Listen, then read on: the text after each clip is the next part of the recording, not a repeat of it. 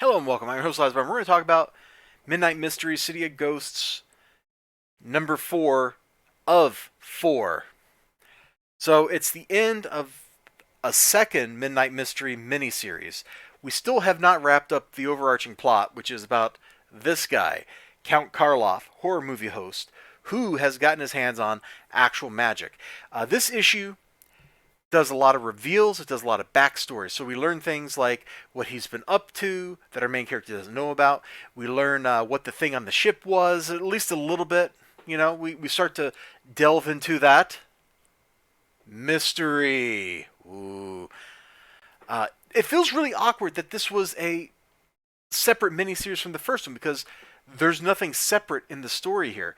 This is a literal continuation of the first one. In fact, if you had cut like the second and third issues out of the first miniseries, you could have had a one, two, three, four, a 6-issue miniseries that concluded with this issue. Like the way the story's being told. Actually, you could probably throw away the fourth issue, just keep like the first one, and then some of the selected pieces from the others. But whatever. This miniseries doesn't really stand on its own. I'm thinking back to issue 1 and trying to remember, was issue 1 a good jumping on point? And I don't remember it being a good jumping on point. Maybe I'm wrong. Maybe I'm wrong. I'm willing to be wrong. So we learned in this issue, like, there's this group that has some secret knowledge, and that's what he belonged to, and stuff like that. And I'm trying to dance around the spoilers. We learn about, like, the dudes that had, like, the mind control stuff going on, the like zombie boxers or whatever they were. We learn about the Willie guy, like what he was actually up to. We learn, the guy in the bandages, what his motivations are. We learn more about their relationship. We learn more about his relationship with the butler, and so on and so on. We just kind of keep going down and down and down. And at the end of the story, things really heat up. It's a fairly explosive finale. If you're going to put an end point in a miniseries, that's probably the place to do it when things build to a crescendo. But having said that, honestly, I kind of feel a little bit let down by the story. I feel like I wanted a little more out of the story. We haven't even showed the book. Let me just show you some of this good artwork. Let me just shut up about the story because there's 2 panels here in this book that caught my eye, and they're just like delicious candy. The first one is here. Now, it's really dramatic on this page because this page kind of mirrors, like, the page, like, you see, they're like twisted mirrors of each other, at least tonally, color-wise. Here you've got a hot background, all that red with a cool foreground. Here you've got a cool background with little hints of the red seeping through. Here, pure red, pure blue. You've got, see, look, same mustache and everything. He's facing, sorry, you can't see that one. He's facing away from this guy. He's facing that guy. You can kind of see how that back and forth works. But the color contrast here between like his hot desperation and his cold calculation, it's fantastic. His eyes right here, the look on his face, that kind of, what would that be? Is that like a grimace? I think he's like maybe grimacing. There's like pain inside of him. It's welling up, and he's exploding. So I think that's like right before he, blurts out all these words. It's a great panel. There's another panel. A lot of this book is kind of flashback and exposition. At least that's how it felt while I was reading it. Like, this is in the past, this is in the present. We learned the bandage guy, his little sidekick. We get like more backstory there. In fact, this probably needed to be in the first issue of this miniseries so people who hadn't read the first one could catch up. I don't get it.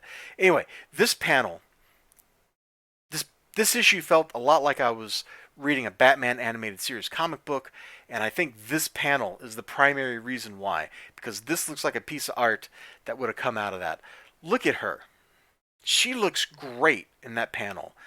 The shadowing on the clothes is fantastic. See, look, you get the waves in the cloth. It looks great. Her face looks great. The car looks great. It's a very cool color. And again, we kind of get that mirrored from one side to the next just a little bit. You've got this cool background. You've got a hot background. You've got a cool background. You've got a hot, at least half of the background here. I guess this whole thing is like the foreground.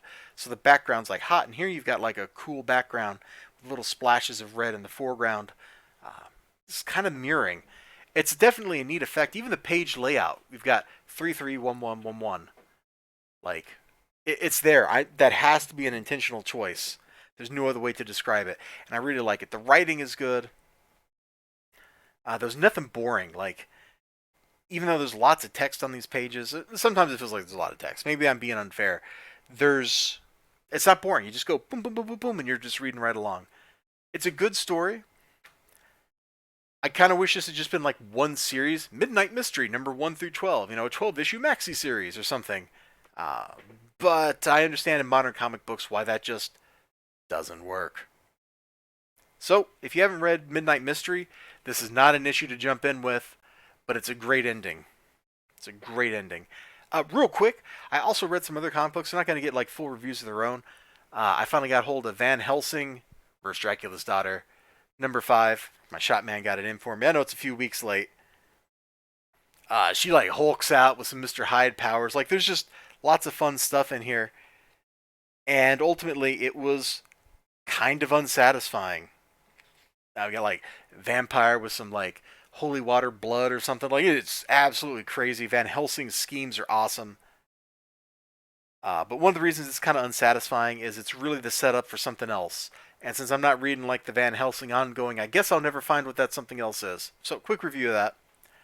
I also read these 2 really old Archie Mega Man comics. They were a ton of fun, man. I got these for a quarter each. They're all beat up.